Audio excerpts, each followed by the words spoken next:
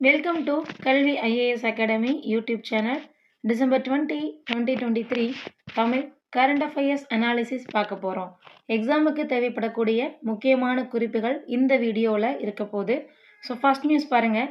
ரூபாய் 2000 கோடி அவசர நிதி வேண்டுமென்று பிரதமர் மோடியிடம் முதல்வர் மு.க. ஸ்டாலின் அவர்கள் வேண்டுகோள் விடுத்திருக்காங்க. ஸோ ஒட்டு மொத்தமாக எவ்வளவு கேட்டிருக்காங்க அப்படின்னா 21,692 கோடி நிதியாக கேட்டிருக்காங்க. இது குறித்த விவரங்கள் இங்கே இருக்குது. ஸோ பாருங்கள், மிக்ஜம் புயல் பாதிப்பிற்காக 7,033 கோடி ரூபாயும் நிரந்தர நிவாரணத் தொகையாக 12,659 கோடியும் தென் மாவட்ட மழை பாதிப்புகளுக்காக அதாவது தற்காலிக சீரமைப்பு பணிக்காக ரூபாய் 2,000 கோடியும் மொத்தமாக 21,692 கோடி ரூபாய் அவசர நிதியாக முதல்வர் அவர்கள் கேட்டிருக்காங்க. ஸோ மொத்தம் 21,692 கோடி என தமிழக அரசு வெளியிட்டுள்ள நிதி விவரங்கள் அறிக்கையில் இருக்குது. ஸோ நெக்ஸ்ட் ஒன் பார்க்கலாம். சக்தி மசாலா நிறுவன இயக்குனருக்கு சிறந்த தொழில் முனைவோர் விருது வழங்கப்பட்டுள்ளது. சக்தி மசாலா நிறுவனத்தின் இயக்குனர் சாந்தி துரைசாமிக்கு தி இண்டஸ் என்டர்பிரைசஸ் சென்னை அமைப்பு சார்பில் 2023 ஆண்டுக்கான சிறந்த பெண் தொழில் முனைவோர் விருது வழங்கப்பட்டது. நெக்ஸ்ட் நியூஸ் பாருங்க. வெள்ள மேலாண்மை கருத்துக்களை தெரிவிக்கலாம் என்று கிரசன்ட் பல்கலைக்கழகம் தெரிவிச்சிருக்காங்க. சென்னைக்குட்பட்ட பகுதிகளில் ஏற்பட்டுள்ள பெரு வெள்ளப்பெருக்கு பாதிப்புகளை தடுக்கிற வகையில் மேலாண்மை திட்டங்கள் மற்றும் கருத்துக்களை மாணவர்கள் தெரிவிக்கலாம் அப்படின்னு சொல்லி கிரசன்ட் பல்கலைக்கழகம் துணைவேந்தர் டி முருகேசன் அவர்கள் கூறியிருக்காரு. ஸோ இது குறித்து பாருங்க. இந்திய அளவில் மாணவர்கள் பங்கேற்கும் விக்ஷித் பாரத் 2047 என்ற தலைப்பில் இளைஞர்கள் கருத்து தெரிவிக்கும் நிகழ்ச்சி நடைபெற்று வருகிறது அப்படின்னு அவர் சொல்லியிருக்காரு. தென் விக்ஷித் பாரத் 2047 என்ற தலைப்பில் யோசனைகள் வரவேற்பு திட்டங்களை தொடங்கி வைக்கலாம் அப்படின்னு சொல்லி பாரத பிரதமர் அவர்கள் அண்மையில் தெரிவிச்சிருந்தாங்க. நெக்ஸ்ட் நியூஸ் பார்க்கலாம். விஜயா பதிப்பகம் சார்பில் தில்லை நாயகத்திற்கு முத்துலிங்கம் விருது. நெக்ஸ்ட் ஒன் பாருங்க. தென் மாவட்ட வெள்ள பாதிப்பு மத்திய அரசு துறை அதிகாரிகளுடன் ஆளுநர் ரவி ஆலோசனை. தென் மாவட்டங்களில் பாதிப்புகள் ஏற்பட்டிருக்குது. ஸோ இது குறித்து மீட்பு மற்றும் நிவாரண பணிகள் குறித்தும் தேசிய பேரிடர் மீட்பு படை, தெற்கு ரயில்வே உள்ளிட்ட மத்திய அரசு துறை அதிகாரிகளுடன் ஆளுநர் RN ரவி அவர்கள் ஆலோசனை மேற்கொண்டார். நெக்ஸ்ட் நியூஸ் பார்க்கலாம்.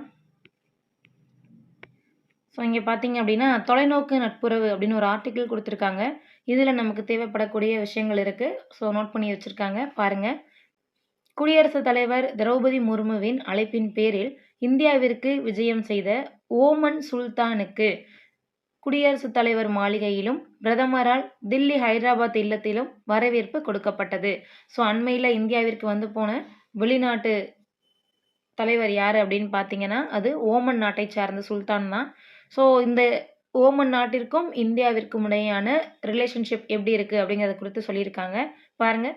கடல்சார் ஒத்துழைப்பு, போக்குவரத்து இணைப்பு, பசுமை எரிசக்தி, விண்வெளி தொழில்நுட்பம், எண்ம பரிவர்த்தனை, சுகாதாரம், சுற்றுலா, விவசாயம், உணவு பாதுகாப்பு உள்ளிட்ட பல்வேறு துறைகளில் இருதரப்பு ஒத்துழைப்பும் வலுப்படுத்தப்படும் வகையிலான தொலைநோக்கு ஒப்பந்தங்கள் கையொப்பமாக இருக்குன்னு சொல்லியிருக்காங்க. மேலும் பாரத பிரதமர் என்ன சொல்லியிருக்காரு அப்படின்னா இருதரப்புக்கும் பிரகாசமான எதிர்காலம் உருவாக்க வழிகோலப்பட்டுள்ளது. பொருளாதார கூட்டுறவு ஒப்பந்தம் குறித்த பேச்சுவார்த்தைகள் தொடர்ந்து வருகின்றன அப்படின்னு அவர் சொல்லியிருக்காரு. ஸோ ஓமன் நாட்டுக்கும் இந்தியாவிற்கும் இடையே நல்ல ரிலேஷன்ஷிப் இருக்குது. நெக்ஸ்ட் ஒன் பாருங்க. ஓமனிலிருந்து மிக அதிகமாக கச்சா எண்ணெயை இறக்குமதி செய்யும் 2வது நாடாக இந்தியா இருந்து வருகிறது அப்படிங்கிற ஒரு நியூஸ் இங்கே கொடுத்துருக்காங்க. அது மட்டும் இல்லை, காசாவில் போர் தொடங்கிய பிறகு இந்தியாவிற்கு விஜயம் செய்யும் முதல் அரபு நாட்டு தலைவர் சுல்தான் ஹதம் பின் தாரிக். அதனால் பிரதமருக்கும் சுல்தானுக்கும் இடையே நடந்த பேச்சுவார்த்தையில் காசா நிலவரமும் சர்வதேச பயங்கரவாதமும் இடம்பெறாமல் இருந்திருக்காது என்றும் தெரிவிக்கப்பட்டுள்ளது. ஸோ இந்த டேட்டாஸ் எல்லாம் முக்கியமானது, நோட் பண்ணி வச்சுக்கோங்க. நெக்ஸ்ட் பாருங்க. இந்தியா, மேற்காசியா, ஐரோப்பா பொருளாதார வழித்தடத்தின் முதல் வாயிலாக ஓமன் திகழ்கிறது.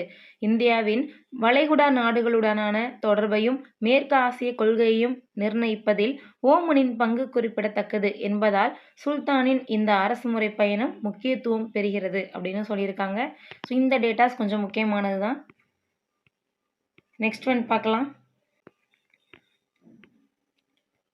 சுங்க காலால் வரி மாற்றங்களை உடனடியாக அமல்படுத்த வேண்டி மசோதா தாக்கல் செய்யப்பட்டுள்ளது. ஸோ இது குறித்து மேலும் பாருங்க. மசோதா அறிமுகப்படுத்தி மத்திய நிதியமைச்சர் நிர்மலா சீதாராமன் பேசுகையில், தற்காலிக வரி வசூல் சட்டம் 1931 அடிப்படையிலான பழைய நடைமுறைகளின்படி சுங்க மற்றும் கலால் வரிகளில் கொண்டுவரப்படுகிற மாற்றங்கள் ஏப்ரல் 1ஆம் தேதி அல்லது மத்திய அரசால் அறிவிக்கப்படும் தேதி முதல் நடைமுறைக்கு வருகிறது அப்படின்னு சொல்லியிருக்காங்க.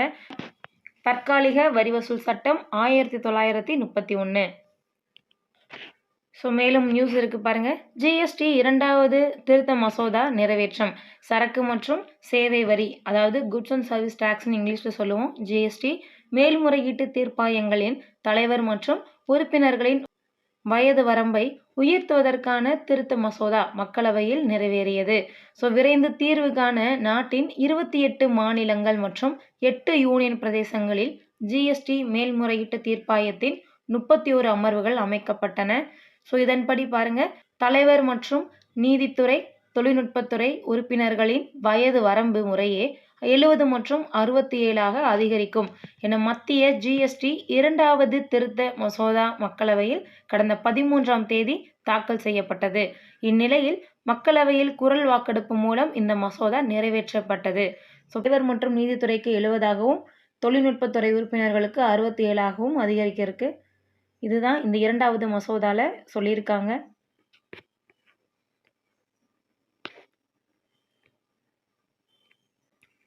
நெக்ஸ்ட் ஒன் பார்க்கலாம். இந்திய வங்கிகளில் உரிமை கோரப்படாத வைப்புத் தொகை ரூபாய் 42,470 கோடி ரூபாய். ஸோ இந்த நியூஸை பாருங்க. முந்தைய ஆண்டை விட இந்த ஆண்டு 28% அதிகரிச்சிருக்கு. 42,470 கோடி யாரோட பணம்னே தெரியாத அளவில் நம்மளோட இந்திய வங்கிகளில் டெபாசிட் ஆகியிருக்கு. சரி, இந்த பணம் எப்படி வந்திருக்கும் அப்படின்னா, இடம்பெயர்வுகள்னால வந்திருக்கலாம். யாராவது ஒருத்தர் ஒரு ஊரில் இருந்திருப்பாங்க, ஒரு அக்கௌண்ட் மெயின்டைன் பண்ணியிருப்பாங்க, குறிப்பிட்ட காரணங்களால் வேறு ஒரு ஊருக்கு மைக்ரேட் ஆகி போக வேண்டிய நிலைமை ஏற்பட்டிருக்கலாம். ஸோ அந்த அக்கௌண்ட்டை முழுசாக க்ளோஸ் பண்ணாமல் விட்டுட்டு போயிருந்திருப்பாங்க. இந்த மாதிரியான பணமே உரிமை கோரப்படாத பணம்.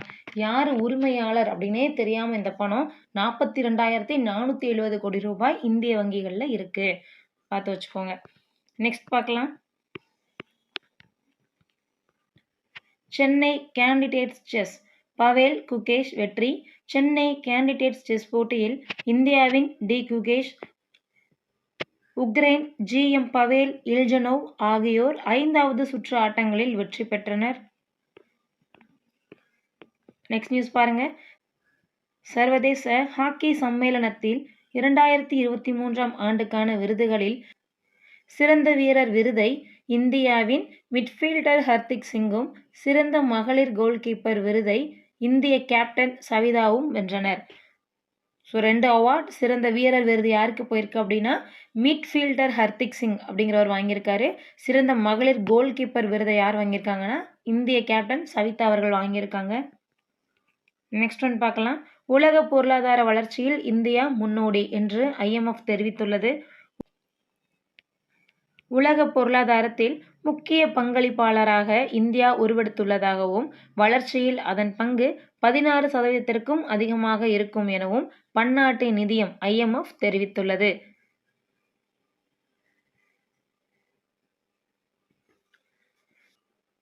ஸோ IMF குறித்த பேசிக்கான டீட்டெயில்ஸ் கொஞ்சம் தெரிஞ்சு வச்சுக்கோங்க. இங்கே டிஸ்பிளே ஆகிறத இதை மட்டுமாவது எழுதி வச்சுக்கிட்டிங்கன்னா பேசிக்ஸ் போதும். நெக்ஸ்ட் ஒன் பாருங்க. செங்கடலில் ஏமன் கிளர்ச்சியாளர்களின் ஏவுகணை தாக்குதலில் இருந்து சரக்கு கப்பல்களுக்கு பாதுகாப்பு அளிப்பதற்காக பல்வேறு நாடுகளின் கடற்படையுடன் இணைந்து புதிய கூட்டணியை அமெரிக்கா உருவாக்கியுள்ளது. நெக்ஸ்ட், ஐஸ்லாந்து எரிமலையில் சீற்றம். ரேக்ஜெய்ன்ஸ் தீபகற்பத்தில் உள்ள எரிமலையில் சீற்றம் ஏற்பட்டது.